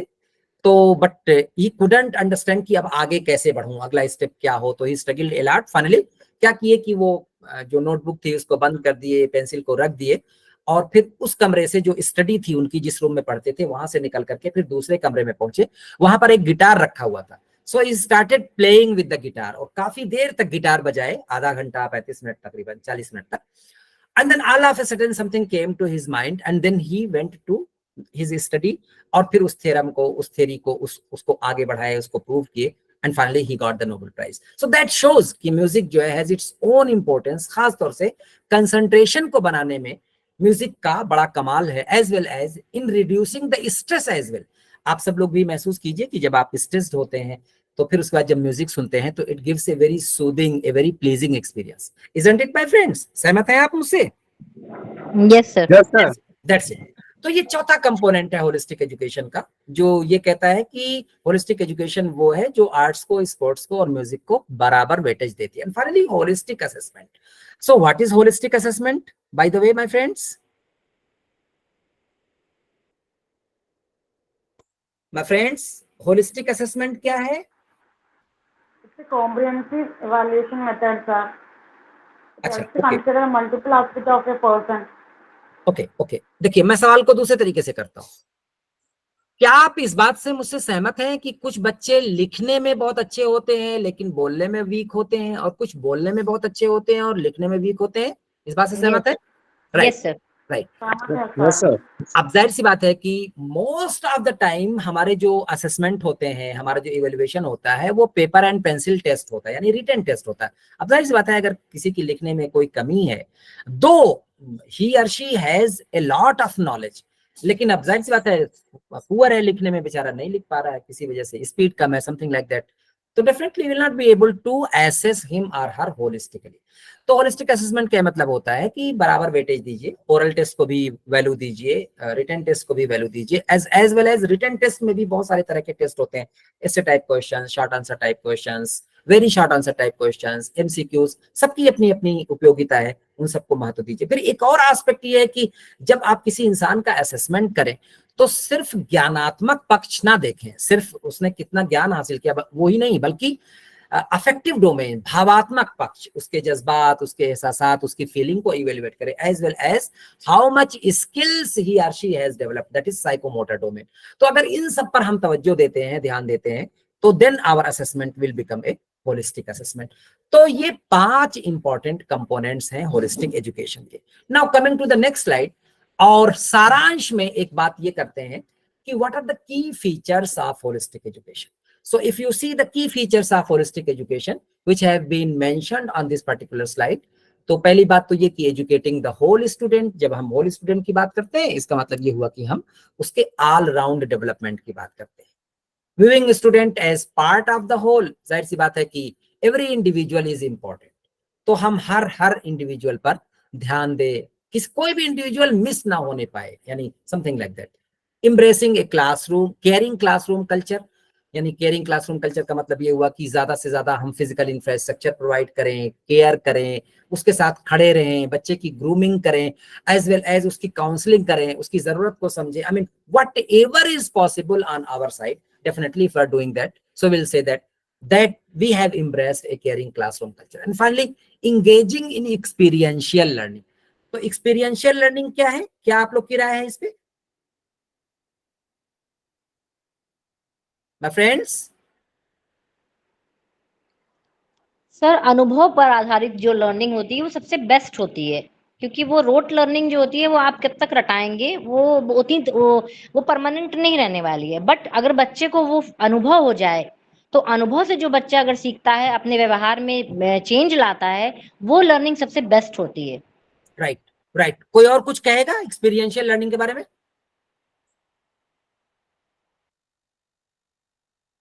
My friends, listening to me? हाँ जी सर। जी सर सुन रहे हैं? जी। हाँ सर, एक्सपीरियंस तो ये है कि जिसको हम एक्सपीरियंस के साथ सीखते हैं तो वो अर्थपूर्ण भी होता है और महत्वपूर्ण भी हो जाता है, क्योंकि उसको सीखने के बाद चाहे बच्चा हो, शिक्षक हो या कोई भी व्यक्ति भूलता नहीं है, और वो लाइफ टाइम हो सकता है। अगर अच्छा एक्सपीरियंस है तो भी, और बुरा है तो वो कुछ ना कुछ हमें मैसेज देकर भी जाता है। एक और चीज इसमें अच्छी ये हो जाती है कि जब बच्चों को इसमें व्यक्तिगत रूप से अनुभव हो जाता है तो वो पूरी क्लास के दौरान और उसके बाद भी चिंतनशील प्रकृति के भी बन सकते हैं। Okay thank you sir. जे खासतौर से अगर आप नेशनल एजुकेशन पॉलिसी 2020 का डॉक्यूमेंट देखें तो इसमें एक्सपीरियंशियल लर्निंग पे काफी बात कही गई है। देखा है आप लोगों ने फ्रेंड्स? जी सर। हाँ, एक्सपीरियंशियल लर्निंग पे तो एक्सपीरियंशियल लर्निंग के 3 एस्पेक्ट हैं मेनली। एक तो ये कि ऑब्जर्वेशन करवाना बच्चे को, यानी कोई चीज दिखाना, something like that, let him और हर ऑब्जर्व क्या हो रहा है एंड लेट हिम और हर एक्सप्रेस आफ्टर ऑब्जर्विंग। तो पहला एस्पेक्ट ऑब्जर्वेशन का है। दूसरा एक्सपीरियंस या एक्सपेरिमेंट का है, अगर कहीं पर मुमकिन हो सके तो एक्सपेरिमेंट और नहीं तो एक्सपीरियंस। और थर्ड कंपोनेंट जो है वो लर्निंग बाय डूइंग का है। इन तीनों पर आधारित होती है हमारी एक्सपीरियंशियल लर्निंग। और जाहिर सी बात है कि experiential learning is a slow learning. अगर आप लेक्चर की बात करें तो जाहिर सी बात है लेक्चर से आप बहुत सारे टॉपिक्स को बहुत जल्दी कवर कर सकते हैं, but experiential learning will take its own time. लेकिन जो भी ज्ञान एक्सपीरियंशियल लर्निंग के थ्रू आता है डेफिनेटली वो देरपा होता है, देर तक दिमाग में रहता है, लोग समझते हैं, as well as they are able to apply in their real life। तो ये सारांश के तौर पर 4 फीचर्स थे, की फीचर्स जो मैंने आपके सामने रखे, जो कि होलिस्टिक एजुकेशन। तो अब तक इस डिस्कशन में जो तकरीबन पिछले 1 घंटे से चल रहा है, मैंने होलिस्टिक एजुकेशन आपके सामने रखा। होलिस्टिक एजुकेशन क्या है, इसके कितने एस्पेक्ट हैं, इसके कितने कंपोनेंट है और इसके क्या की फीचर्स है। अब हम थोड़ी सी बात करते हैं what is multi disciplinary education. तो इसके लिए मैंने एक बुकिश डिफिनीशन रखी है, स्क्रीन पे आपके सामने मौजूद है, और फिर नीचे सारांश में 3 पॉइंट्स दिए गए हैं। They tell about what is multi disciplinary education. तो जरा सा आप में से कोई एक पढ़ें इसको। Anyone of you please read the slide. Sir, the International Bureau of Education defines multidisciplinary education as studying a topic from the viewpoint of more than one discipline. Right. It is said in CN 2018. Multidisciplinary education overview. First point is focuses on diverse perspectives and different learning disciplines. Second is illustrates themes, concepts or issues through multiple viewpoints. And third one is helps students gain perspectives and knowledge in different ways. Thank you ma'am। तो सारांश के तौर पर कि क्या है multidisciplinary education, basically किसी भी टॉपिक को डिफरेंट व्यू पॉइंट्स के साथ पढ़ना, और वो व्यू पॉइंट जो हो वो डिसिप्लिन पर आधारित हो, विषय पर आधारित हो। Let me give you one example. आप इंटीरियर डिजाइनिंग के लिए कोई एक ऑफिस खोलना चाहते हैं, this is what you want to do, यानी इंटीरियर डेकोरेटिंग की एक ऑफिस खोलना चाहते हैं। तो आप क्या करेंगे, आपको कई लोगों के हेल्प की जरूरत होगी। सबसे पहले तो ये कि एक आर्किटेक्ट आएगा, वो ये बताएगा कि कितनी आपको जमीन की जरूरत पड़ेगी, फर्स्ट फ्लोर पे हो, ग्राउंड फ्लोर पे हो, सेकंड फ्लोर पे हो, उसका रुख जो है वो किधर हो, ईस्ट फेसिंग हो कि वेस्ट फेसिंग हो कि नॉर्थ फेसिंग हो कि साउथ फेसिंग हो, कैसे उसमें वेंटिलेशन आएगा, कैसे उसमें सूरज की रोशनी आएगी, I mean all those things. तो ये आर्किटेक्चर करेगा। इंजीनियर आएगा और इंजीनियर आपको उसकी लाइफ बताएगा कि जाहिर सी बात है ये जो जमीन है, ये जमीन जो है वो चिकनी मिट्टी है या इट इज एलुवियल सॉइल या ये रेतीली मिट्टी है, किस तरह की है, तो ये स्ट्रक्चर कितनी देर तक खड़ा रह पाएगा, मजबूत स्ट्रक्चर के लिए हमें क्या करना होगा, पिलर्स कितने करने होंगे, हमें समथिंग लाइक दैट।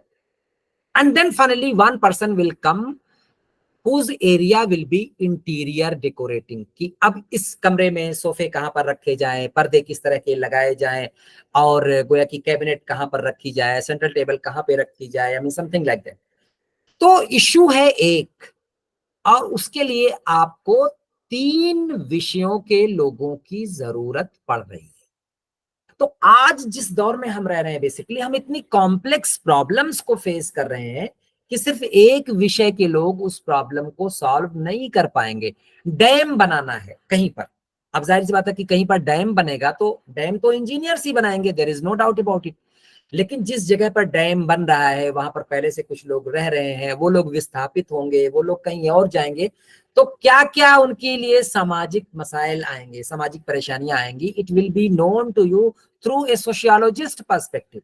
उनके सामने आर्थिक चैलेंजेस कौन कौन से आएंगे, रोजी रोटी की क्या क्या समस्या आएंगी, you will come to know by the opinion of an economist. फिर उनके जीवन में संघर्षों में शैक्षिक संघर्ष क्या क्या आएंगे, उनके बच्चे कैसे पढ़ेंगे, क्या करेंगे, I mean you will be able to know through the opinion of an educationist. तो गोया कि ये मल्टीडिसिप्लिनरी एजुकेशन इस बात पर फोकस करती है कि जो कॉम्प्लेक्स इश्यूज हैं जिनका हल निकालना बहुत जरूरी है, उसके लिए मुख्तलिफ विषय के लोग, मुख्तलिफ डिसिप्लिन के लोग आपस में मिले, बैठे and finally get the solution.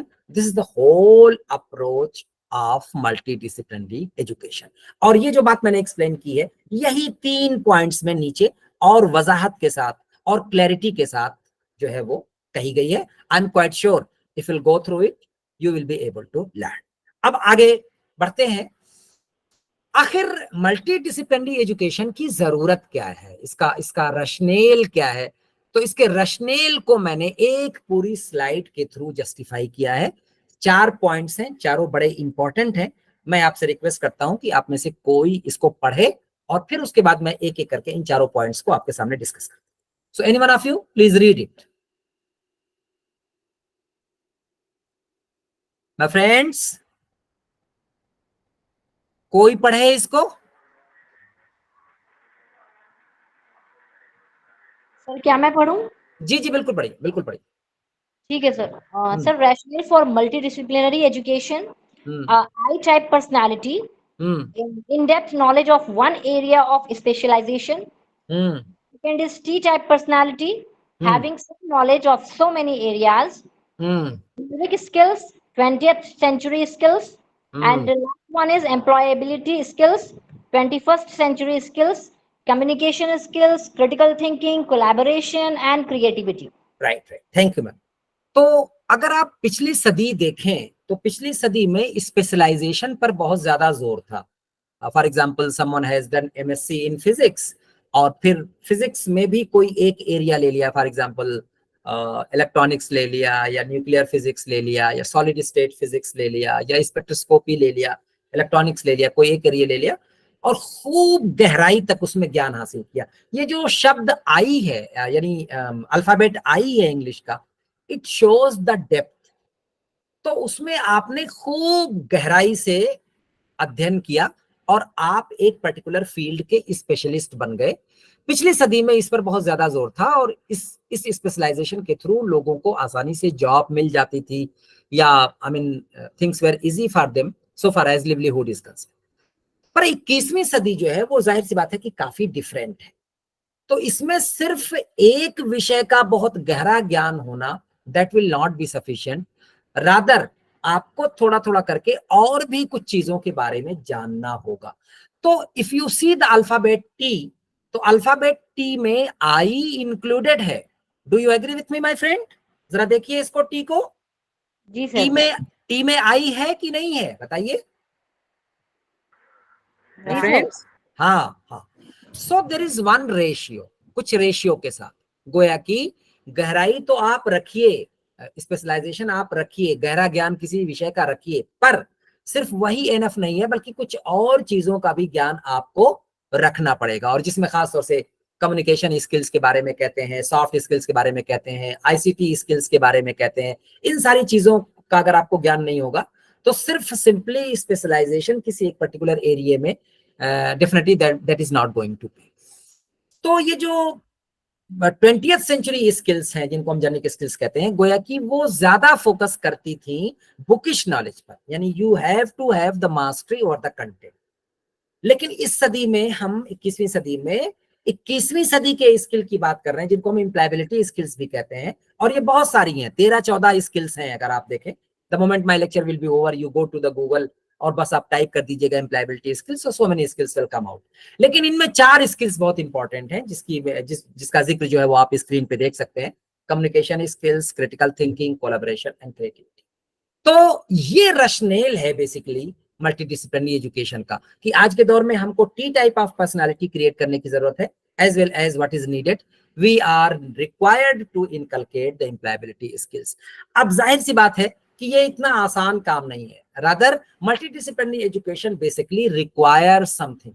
तो क्या रिक्वायर करती है? There are so many requirements, लेकिन खास तौर से मैं अपने आप को फोकस कर रहा हूं एनईपी 2020 के हवाले से। So these 7 points have been mentioned on the slide, and I would like to request any one of you to please read the slide. तो जरा पढ़िए स्लाइड को, my friends. Redesigning of undergraduate programs, integration of research in academic programs, focus on all-round development, inculcating employability skills, giving students enough choices, flexibility, providing opportunity to search oneself. Thank you, thank you. यानी सबसे पहला काम आपको करना होगा कि your undergraduate programmes should be redesigned, और इस एनईपी में ने एक रीडिजाइंड अंडर ग्रेजुएट प्रोग्राम की बात की है, FYUP। आप लोगों ने सुना है इसका नाम? My friend? 4-year program. या very good, 4-year undergraduate programme. तो अभी के जो ट्रेडिशनल हमारे प्रोग्राम्स थे वो 3 साल के थे, अब एनईपी ये चाहती है कि 4 साल के प्रोग्राम हो, ताकि ये जो वैल्यू एडेड कोर्सेज हैं या स्किल एनहांसमेंट के कोर्सेज हैं, इनका ज्यादा से ज्यादा मौका मिल सके। यानी we may inculcate more and more skills among the students through 4-year programmes. और ये जो 4-year प्रोग्राम्स हैं, ये कोई नई बात नहीं है। अगर आप अमेरिकन यूनिवर्सिटीज को देखें तो सारी अमेरिकन यूनिवर्सिटीज में और कनाडा में जितने भी अंडर ग्रेजुएट प्रोग्राम है, वहां पर वो 4 साल के अंडर ग्रेजुएट प्रोग्राम चलते हैं, और वो काफी सक्सेसफुल है, काफी कामयाब है। तो सिर्फ 4 साल का प्रोग्राम रख देना काफी नहीं है, बल्कि रिसर्च को इंटीग्रेट करने की जरूरत है। और आपने सुना होगा कि ये जो 4-year अंडर ग्रेजुएट प्रोग्राम है, इसमें 2 तरह के प्रोग्राम है, एक विथ रिसर्च है और एक विदाउट रिसर्च है। आप लोगों ने सुना है इसको? जी सर। तो रिसर्च पे फोकस इसलिए कि हम लोग जरा रिसर्च में पीछे हैं, यानी रिसर्च हम बहुत करते हैं, पूरी दुनिया में सबसे ज्यादा रिसर्च जो है चाइनीज करते हैं, और चाइनीज के बाद दूसरा नंबर हमारा ही है। But you know, so far as quality is concern, we are very poor. हमारी क्वालिटी रिसर्च की बहुत पुअर है, और उसकी एक वजह ये है कि आमतौर पर जब MA कर लेता है लड़का या MSc कर लेता है, देन वी टेल की व्हाट रिसर्च इज। तो अब जाहिर सी बात है कि काफी टाइम उसका पहले से निकल गया है, तो अब वो 3 साल 4 साल में हम उसको इतने अच्छे तरीके से नहीं सिखा पाते। तो अगर बहुत पहले से हम उसको ग्रूम करें कि what research is, what are the various research steps, और रिसर्च की खासियत क्या है, रिसर्च की विशेषताएं क्या है, रिसर्च की उपयोगिता क्या है, रिसर्च से समाज के बेटरमेंट में कैसे सहायता मिल सकती है, समथिंग लाइक दैट, तो इट्स एक्सपेक्टेड कि they might be a good researcher, so that through research they may solve various social and institutionals and personal and community problems in fact। तो ये दूसरा पहलू है कि मल्टीडिसिप्लिनरी एजुकेशन डिमांड करती है कि आप रिसर्च को इंटीग्रेट करें अपने एकेडमिक प्रोग्राम्स में फ्रॉम द वेरी बिगिनिंग। उसके बाद focus on all round development, इस पर काफी बात हो चुकी है। Inculcating employability skills, again we have talked a lot about this. इस गिविंग स्टूडेंट्स एनफ चॉइसेस, तो पॉलिसी में एक कॉन्सेप्ट है multiple entry and multiple exit, सुना है आप लोगों ने? जी सर। तो गोया कि 4 साल के कोर्स में इनरोल्ड हुआ है, पर किसी वजह से अगर पहले साल के बाद ही निकलना चाहता है तो उसका 1 साल वेस्ट नहीं होगा। उसके पेरेंट्स का पैसा गया है, उसका टाइम गया है, तो that will not be wasted, other we will be giving issuing some certificate.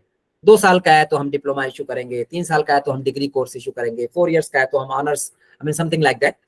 तो और बाद में फिर अगर कभी और उसको ज्वाइन करना चाहता है तो फिर वो दोबारा से ज्वाइन कर ले। I mean we are providing more and more in choices, academic bank of credit और credit transfer, I mean such type of things. तो ये सारी चीजें जो इस एनईपी में बात कही गई हैं, तो उसका एक जो इंपॉर्टेंट एस्पेक्ट वो ये है कि through this NEP basically wants to give more and more choices to our students as well as more and more flexibility.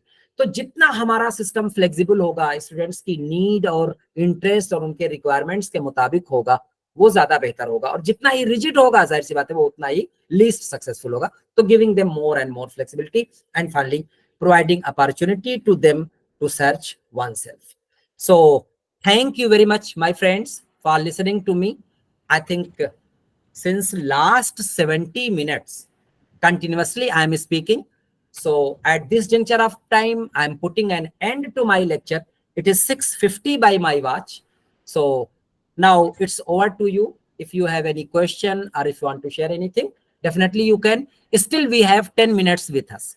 Thank you very much once again for listening to me. Thank you, sir. Thank you so much, and good evening, everyone. On behalf of Vivek College of Education, Bijnor, University Grant Commission, Mahalvi Mission Teacher Training Program, Aligarh Muslim University, all of us present here today.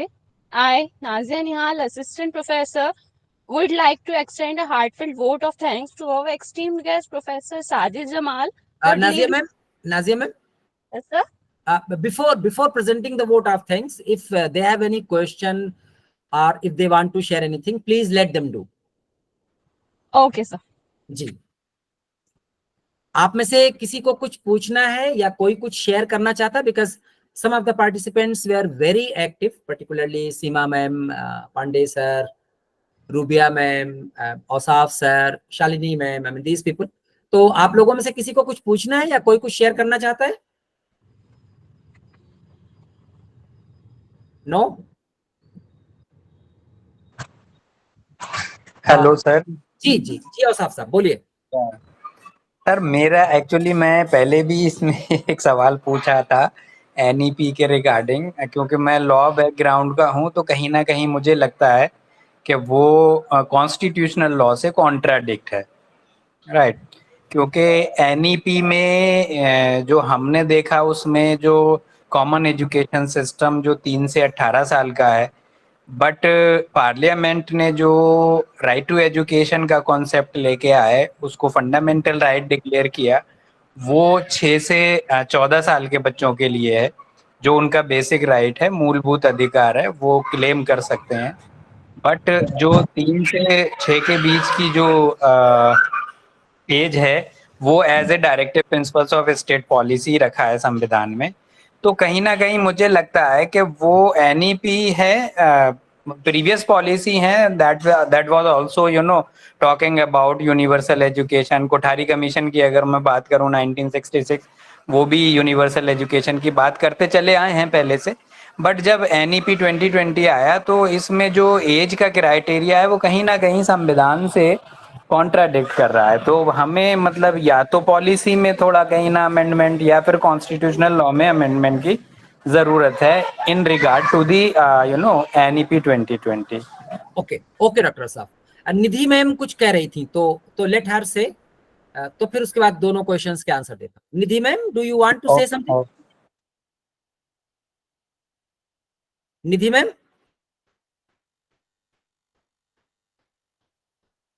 Okay. So I think she has no question. If any other person has any question, please raise your hand so that I may know who want to ask the question.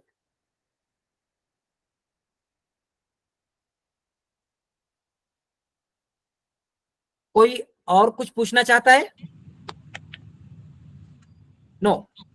So let me answer the question raised by Dr. Ausaf. Definitely, my friend, you are from law background, so definitely you know each and everything in such detail. अब जाहिर सी बात है कि मुझे कानून की इतनी जानकारी नहीं है जितनी आपको है, but one thing that is there, I mean, I'm talking from the perspective of National Education Policy 2020. इसमें असल में जो एज जहां से शुरू की गई है, क्या हो रहा है कि this one ECCE, Early Childhood Care and Education. Dr. Ausaf, have you listened about it? Yes, sir. Yes. और इसके पीछे फिलॉसफी ये है कि 80 to 90% जो ब्रेन की ग्रोथ होती है वो इसी एज में होती है इनफैक्ट। और अगर हम अपने समाज का स्ट्रक्चर देखें तो जाहिर सी बात है कि बहुत सारे लोग ऐसे हैं, they are so poor, I mean for them affording square meal is very difficult.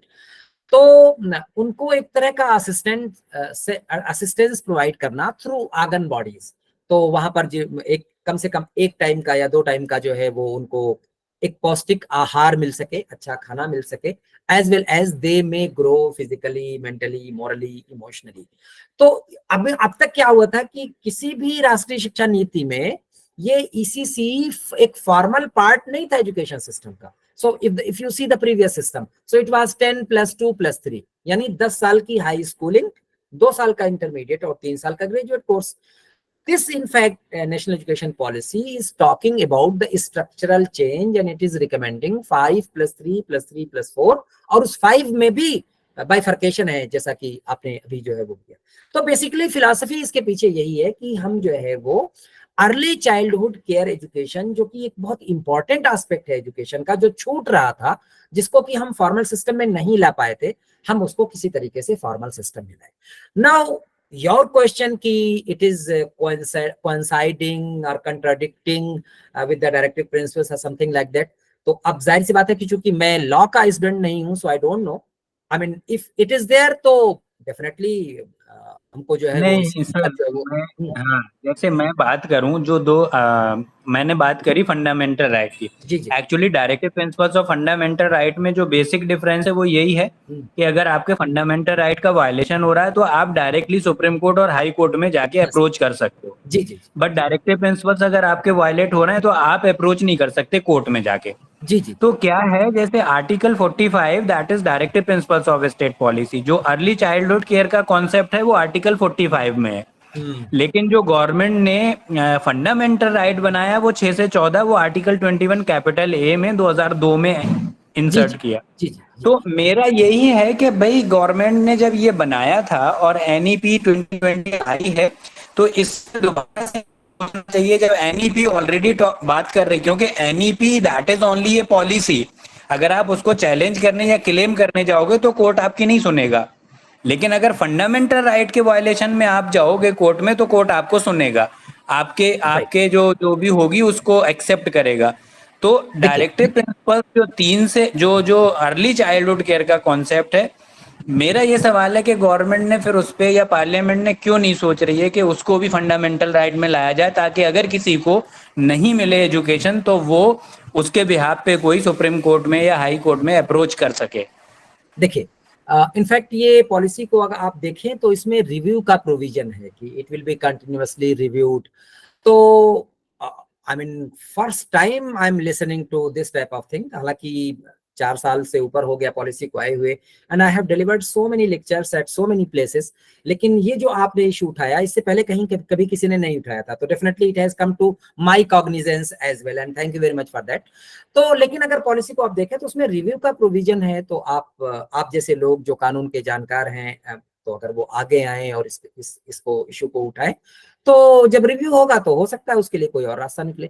I mean any policy which is made, तो वो बिल्कुल हरफे आखिर नहीं है कि it is last and now nothing more can be done, no, rather with the change of with the passage of time जो चीजें जो चेंज होती हैं, तो it might be reviewed.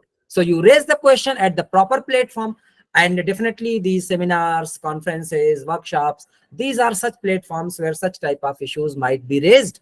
और proper platform पर उठाइए उस issue को और ऊपर तक अपनी बात को पहुंचाइए. Definitely, if you have the weight and your argument have the weight, so definitely it will be listened. Right, Dr. Asaf?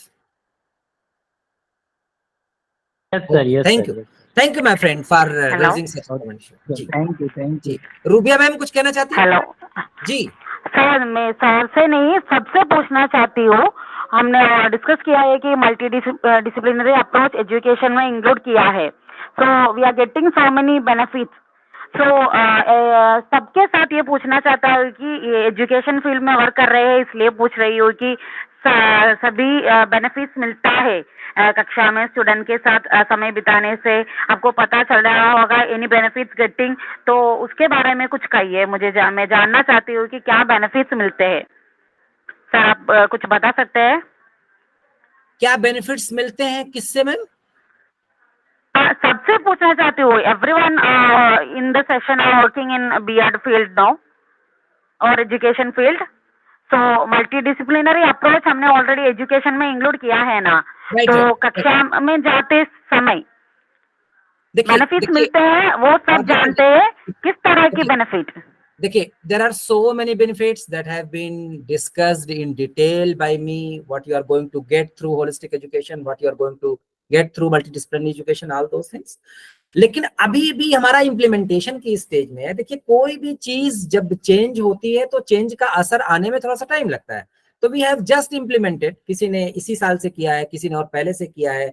So at Aligarh Muslim University it is our 3rd semester which is progressing based on NEP. और कुछ universities ने अभी इसी साल से किया है, कुछ यूनिवर्सिटीज ने और पहले से किया है. तो अभी हर जगह ये इम्प्लीमेंटेशन की स्टेज में है. तो what impact it is creating, तो इसको आने में थोड़ा सा टाइम लगेगा ma'am, rubia ma'am. So at least let it be for 3 years, 4 years, 5 years, और फिर उसके बाद उसका इम्पैक्ट देखिए तो you will be able to assess कि क्या इम्पैक्ट इसका है. Got my point Rubia ma'am? Yes sir, समय लगेगा. समय लगेगा, डेफिनेटली. हाँ. So thank you. एक चीज और भी है सर, मेरा एक और भी है. जी. सॉरी सर, मैं थोड़ा सा टाइम ज्यादा ले रहा हूँ. नहीं, कोई बात. बट एक सवाल, जैसे अभी ये लास्ट मंथ BCI का एक ऑर्डर आया है, ठीक है. तो उसमें क्लियरली मेंशन है कि NEP is not applicable to medical और law courses, but it should be maximum जितना भी हो सके उन्होंने लिखा है कि फॉलो करें, but it is not applicable for law or medical. Right. और किसी का कोई क्वेश्चन है? Yes, Seema ma'am.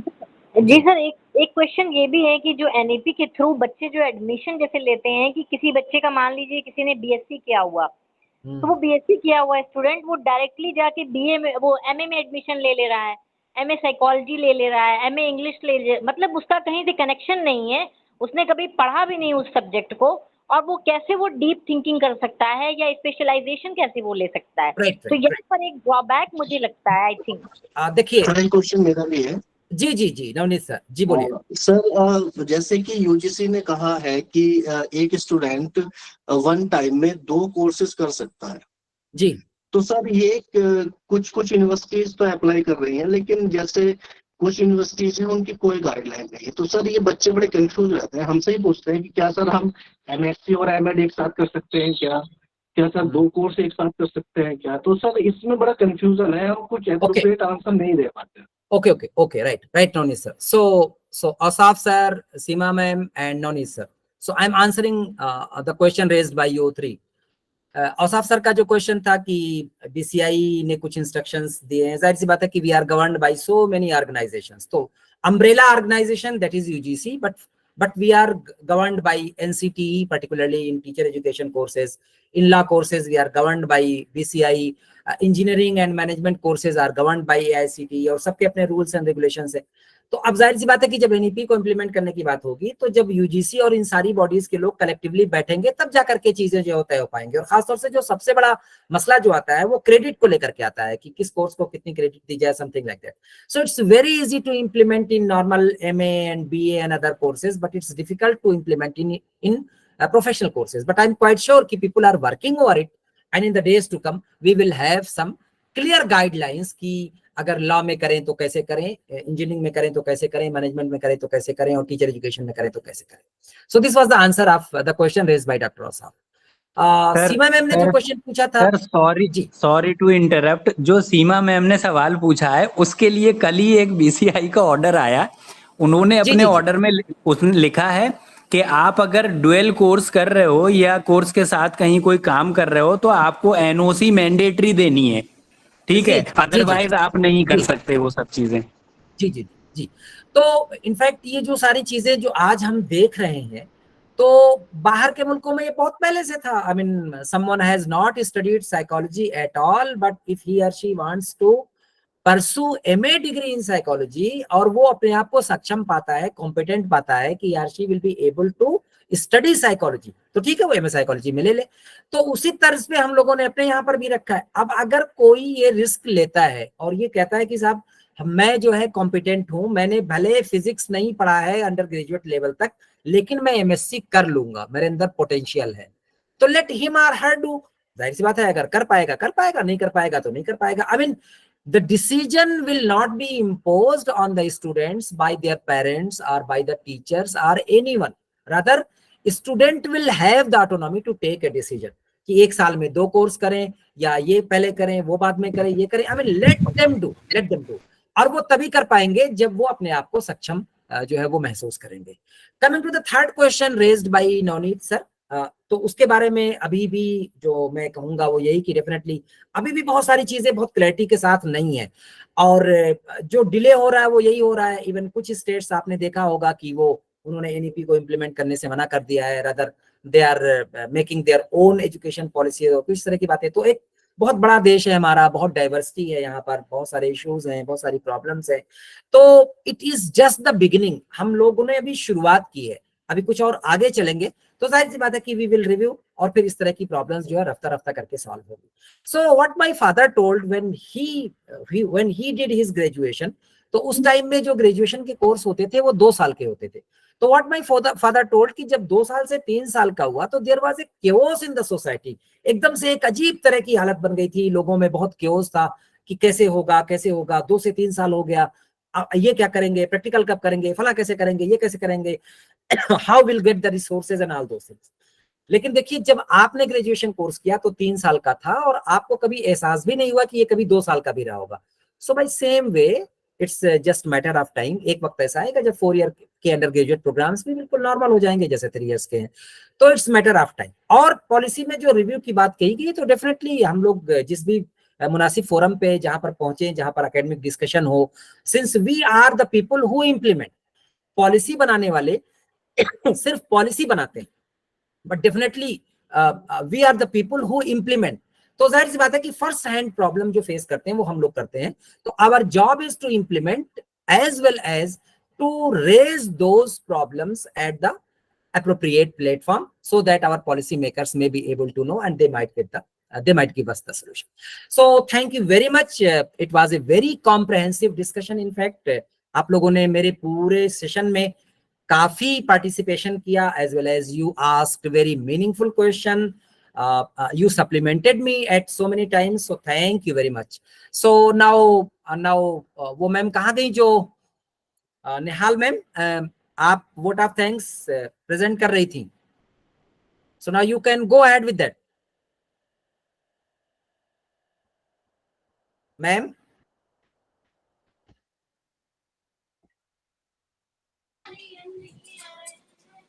Thank you so much sir आपके आज के इस व्याख्यान के लिए. नाजिया मैम अभी पता नहीं किधर है, लेकिन हम आज आपके इस जो हमने आज का लेक्चर आपका होलिस्टिक एजुकेशन और मल्टी डिसिप्लिनरी एजुकेशन और बाकी इसके अलावा जो और चीजों को सीखा, निश्चित रूप से वो बहुत ही दिल को छूता हुआ, दिमाग तक पहुंचा है.